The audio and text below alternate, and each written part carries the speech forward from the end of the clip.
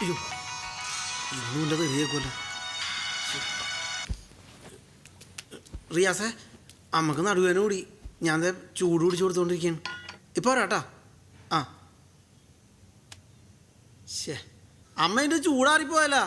നീ എനിക്ക് ചൂട് പിടിച്ചോണ്ടിരുന്ന എങ്ങനാ? അത് ആറിപ്പോവില്ലേ? വേണം കുടിച്ചിട്ട് എന്നിട്ട് പോടാ.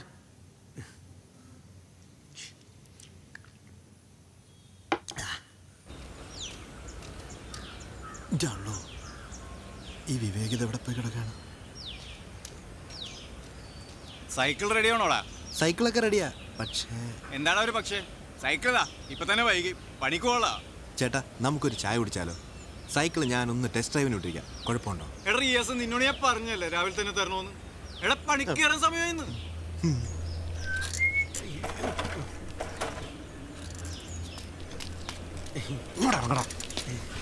നിനക്ക് ഞാൻ വെച്ചിട്ടുണ്ടോ പട്ടി?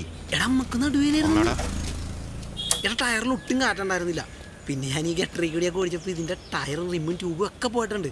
ഇനിയിപ്പോൾ ഇതൊക്കെ മാറ്റിയിട്ട് നീ നല്ലൊരു ബില്ല് മേടിച്ചോ. എന്നെ കൊണ്ട് ഇത്രയൊക്കെ അലച്ച് ചെയ്യാൻ പറ്റുള്ളൂ. അതേടാ എല്ലാം മാറ്റിക്കോ. പക്ഷെ ഒറ്റ ചില്ലി കാശ് ഞാൻ തരൂല.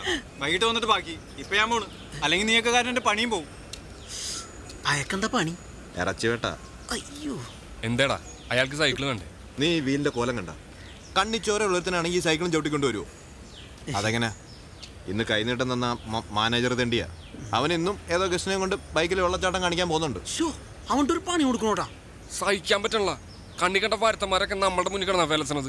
അതൊക്കെ അവിടെ നിൽക്കട്ടെ. ഇനി മേലെ നീ ഇവിടുന്ന് വണ്ടി എടുത്തു പോയാ എന്താടാ വിവേക്? നീ നാട്ടുകാരെ തെറി മുഴുവൻ കഴിക്കുന്ന ഞാനാ. നീ വാ തുറന്ന് എനിക്ക് കുരിശാ. നീ എടുക്കുമല്ലടാ. ഇപ്പോഴും എപ്പോഴും സ്തുതിയായിരിക്കട്ടെ മക്കളെ. കർത്താവേ